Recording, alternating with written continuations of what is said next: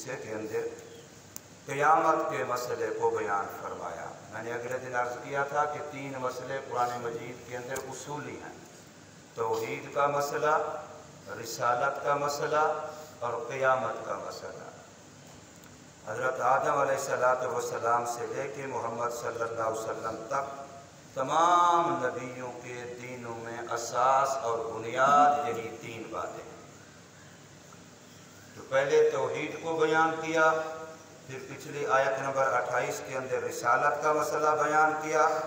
اور اب ان 2 آیتوں میں قیامت کے مسئلے کو بیان فرمایا۔ قیامت کا عقیدہ ایسا عقیدہ ہے کہ جتنا یہ پکا پختہ یقینی ہوتا چلا جائے اتنا بندے کے لیے باقی سارے دین پر چلنا آسان ہو جاتا ہے۔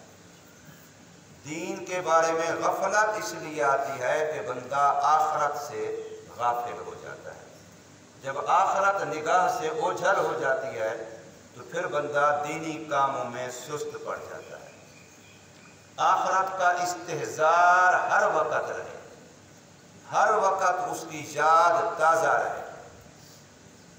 ہر وقت اعلان ہوتے رہتے ہیں فلاں فوت ہو گیا، ہر وقت قبرستان ہمیں نظر آ رہے ہوتے ہیں، جنازے اٹھتے ہوئے دیکھ رہے ہوتے ہیں۔ یہ ساری چیزیں ہمیں قبر آخرت یاد دلاتی ہیں، اور خود جو دنیا کا تغیر تبدل ہے، روزانہ کا غروب ہوتا ہوا سورج، یہ ہمیں اپنی زندگی کے ختم ہونے کی خبر دے رہا ہوتا ہے۔ روزانہ کا طلوع ہونے والا سورج ہمیں ایک نئے دن کی نوید سنا رہا ہوتا ہے۔ تو اس لیے آخرت کو ہر وقت یاد رکھنا چاہیے۔ سرکار صلی اللہ علیہ وسلم نے فرمایا کہ قبر روزانہ انسان کو 20 مرتبہ یاد کرتی ہے، لیکن انسان قبر سے غافل ہے، اور زمین کہہ رہی ہوتی ہے کہ تو میرے اوپر نافرمانی کر رہا ہے، اللہ تعالیٰ کی اکڑ اکڑ کے چل رہا ہے، ایک وقت آئے گا جب میرے پاس آئے گا، پھر دیکھنا میں تیرے ساتھ کیا برتاؤ کرتی ہوں۔ اس لیے انسان کو آخرت کے بارے میں ہر وقت استحضار رکھنا چاہیے کہ میں دنیا کی مخلوق نہیں ہوں، یہ میرے عارضی لمحات ہیں، عارضی ایام ہیں، عارضی دن ہیں، کسی وقت بھی بلاوا آ سکتا ہے۔ اور اللہ نے جیسے موت کا وقت ہر بندے کا پوشیدہ رکھا، کوئی پتہ نہیں کتنے واقعات ہیں، ڈاکٹر نے کہہ دیا یہ چند گھنٹے ہیں اور وہ سالوں جی رہا ہے، بہت سارے واقعات ہیں۔ اور ایک بندہ ہے، ڈاکٹر کہتے ہیں جی کوئی مسئلہ ہی نہیں ہے، اور اس کے لیے منٹ ہوتے ہیں۔ جیسے موت کا وقت کسی کو معلوم نہیں ہے، تو ایسے ہی اللہ نے قیامت کے دن کو بھی پوشیدہ رکھا، کسی کو بھی معلوم نہیں ہے۔ قرآن مجید کے اندر جن 5 چیزوں کے بارے میں بتایا گیا ہے، یہ ان غیب کی باتوں میں سے ہیں جن کو اللہ کے علاوہ کوئی نہیں جانتا اور نہ جان سکتا ہے۔ ان میں سے ایک قیامت کا دن ہے۔ رسول اللہ صلی اللہ علیہ وسلم سے حدیث جبرائیل میں آپ نے سنا، جب سوال کیا گیا کہ یا رسول اللہ قیامت کب آئے گی، تو آپ نے فرمایا مل مسئول اعلم عنہا بالسائل، کیا ہے پوچھنے والے جبرائیل، جیسے تو اس کا وقت مقرر دن مقرر نہیں جانتا، تو جس سے تو پوچھ رہا ہے یعنی محمد صلی اللہ علیہ وسلم، وہ بھی اس سے زیادہ نہیں جانتا۔ ہاں قیامات علامت ہیں، اور حاصل یہ ہے کہ جس وقت جس بندے پر موت آ رہی ہے اس کے لیے وہ قیامت ہے، اس کے لیے قیامت کے حالات اور واقعات اسی وقت سے شروع ہو جاتے ہیں، بلکہ روح بعد میں نکلتی ہے اور اگلے مراحل پہلے بندے کو نظر آنے لگ جاتے ہیں۔ روح نکلنے سے پہلے ہی بندے کو اپنا مستقبل نظر آنے لگ جاتا ہے۔ جس حال میں وہ فرشتے آتے ہیں اور تو نہیں دیکھ رہے ہوتے جو قریب بیٹھے ہوتے ہیں، لیکن جس کی روح کو لینے آئے ہوتے ہیں اس کو پتہ اس سے پہلے چل جاتا ہے کہ روح جسم سے نکلے۔ اس لیے قیامت کے عقیدے کے اندر جو اخفاء رکھا گیا ہے، چھپایا گیا ہے، اس میں بھی یہ بے شمار حکمتیں ہیں کہ بندہ ہر وقت تیار رہے. جب ایک لمحے کا بھی پتہ نہیں ہے تو ہر وقت موت کے لیے تیار، ہر وقت آخرت کے لیے تیار. اور پھر ظاہر ہے ہم جتنا بھی تیاری کریں ہمارے اندر قصوریں ہیں، کوتاہیاں ہیں، تو پھر اس کے لیے ہے معذرت، اس کے لیے ہے معافی، اس کے لیے ہے توبہ. ہر وقت اپنی کوتاہی کا اقرار کرتے رہنا، اعتراف کرتے رہنا کہ اول تو میں کچھ کر ہی نہیں سک رہا، اور جو کچھ کر رہا ہوں ٹوٹی پھوٹی نیکیاں، اے میرے اللہ وہ بھی تو تیری ہی توفیق سے ہیں، میرے اندر کیا صلاحیت ہے، وہ بھی تو ہی توفیق دیتا ہے تو میں سجدہ کر لیتا ہوں، تو توفیق دیتا ہے تو میں زبان سے سچ بول لیتا ہوں. تو اس لیے جب بندہ یہ اپنے قصور کا یوں اعتراف کرتا رہے گا تو پھر آپ نے حضرت سلیمان علیہ السلام کے واقعے میں یہ حدیث سنی تھی کہ حضور صلی اللہ علیہ وسلم نے فرمایا کہ جب حضرت سلیمان علیہ السلام نے ہتھیار ڈال دیے کہ یا اللہ جو کچھ ہے بس تیرا ہی ہے، میں تو شکر نہیں کر سکتا، اس لیے کہ شکر جو کروں گا وہ بھی تو تیری توفیق سے کروں گا، پھر وہ توفیق بھی تو نعمت ہوگی، پھر اس پر شکر کروں گا، اس پر جو شکر کروں گا وہ بھی تو تیری توفیق سے کروں گا. اس لیے نتیجہ یہ کہ میں پہلے سے ہاتھ کھڑے کر رہا ہوں کہ تیری نعمتیں اتنا زیادہ ہیں کہ میں شکر کر سکتا ہی نہیں ہوں. جب یوں اعتراف کیا تو اب اللہ کی طرف سے وحی آئی، بتلایا گیا کہ آپ نے شکر کا حق ادا کر دیا، اب آپ نے شکر کا حق ادا کر دیا. پچھلے آیت میں یہ بات گزری تھی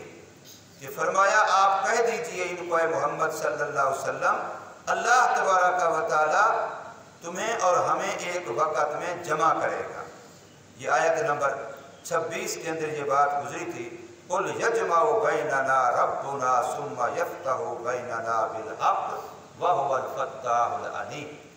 اب جب یہ کہا گیا کہ اللہ ہمیں تمہیں قیامت کے دن جمع کرے گا، تو جو منکرین قیامت تھے، جیسے آج کل دہریہ لوگ ہیں جو سرے سے خدا کے وجود کے ہی قائل نہیں ہیں، تو اس طرح کے لوگ کہنے لگے وَيَقُولُونَ مَتَىٰ هَٰذَا الْوَعْدُ، یہ جو تم کہتے ہو کہ ایک دن جمع ہونا ہے وہ کب ہوگا، اس کی کوئی مقررہ تاریخ بتاؤ، مہینہ بتاؤ، سن بتاؤ، کس سن کے کس مہینے کے کس تاریخ کو ہوگا. وَيَقُولُونَ مَتَىٰ هَٰذَا الْوَعْدُ إِن كُنتُمْ صَادِقِينَ، اگر تم مسلمانوں قیامت کی خبر دینے کے بارے میں سچے ہو تو پھر ہمیں اس کا وقت، اس کا دن، اس کا مہینہ، اس کا سن بتلاؤ. تو اللہ کی طرف سے جواب دیا گیا، قل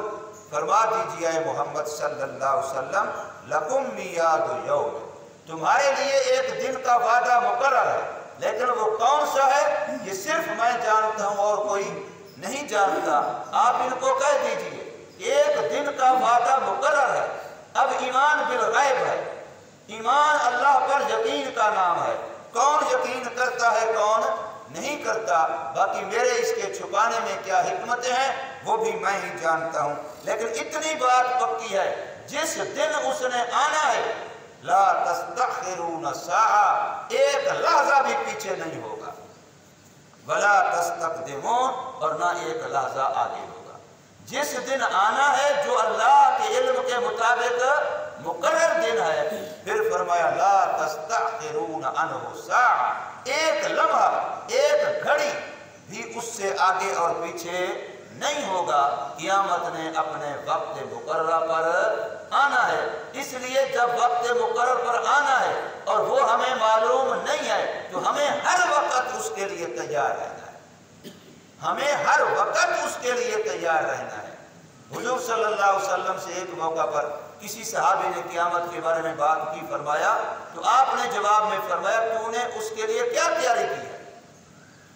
تو نے اس کے لیے کیا تیاری کر رکھی ہے. تو وہ حالانکہ صحابی رسول ہیں، کتنے نیک لوگ تھے، کتنی قربانیوں والے تھے، دین کے لیے کیا کچھ نہیں قربان کیا تھا، لیکن پھر بھی کہنے لگے یا رسول اللہ کوئی تیاری نہیں سوائے اس کے کہ آپ سے محبت ہے، اور تو میرے پلے میں کوئی عمل نہیں ہے، میں اپنے کسی عمل پر نازاں نہیں ہوں، مجھے اپنے کسی عمل پر کوئی بھروسہ نہیں ہے، بس صرف یہ ہے کہ آپ سے ایک محبت کا تعلق، اس کے علاوہ میرے پاس کوئی آخرت کے لیے سرمایہ نہیں ہے. تو حضور نے ارشاد فرمایا اگر محبت ہے تو پھر سن لے المرء مع من احب، آدمی اسی کے ساتھ ہوگا جس کے ساتھ اس کو محبت ہے۔ اور ہماری محبت کا حال تو یہ ہے، سر کے بال انگریز کے طرز پر بنے ہوئے ہیں، لباس ان والا ہے، بچوں کا معاملہ پال پول پڑھنا پڑھانا ان والا ہے، اور فلاں فلاں اور اعلان دعویٰ ہمارا ہے کہ ہم حضور کے عاشق ہیں، تو ایسے دعوے تو پھر قیامت میں کھوکھلے ثابت ہوں گے۔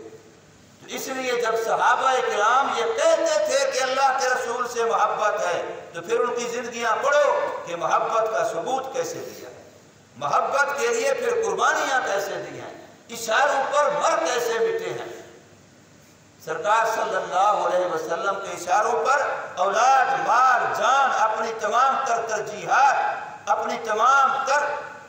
محبوب چیزیں قربان کیسے کی ہیں۔ تو اس لیے قیامت کے بارے میں ہمیں یقین ہے کہ قیامت اپنے وقت مقررہ پر آنی ہے، اور جب آنی ہے تو وہ ایک لحظہ بھی آگے پیچھے نہیں ہونا۔ جو ہم ایمان مفصل پڑھتے ہیں اس کے اندر آخری بات یہی ہے کہ مرنے کے بعد جی اٹھنا حق ہے، مرنے کے بعد دوبارہ زندہ ہونا برحق ہے، اور یہ کوئی لغو کام نہیں ہوگا، بے فائدہ کام نہیں ہوگا، حساب کتاب ہوگا،